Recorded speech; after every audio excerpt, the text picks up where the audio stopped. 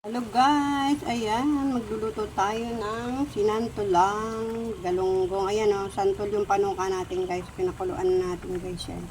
Tapos ilalagay natin yung galunggong. Ayan, nalagay na natin guys yung ating galunggong. Ayan, kalahating kilo yung galunggong natin guys.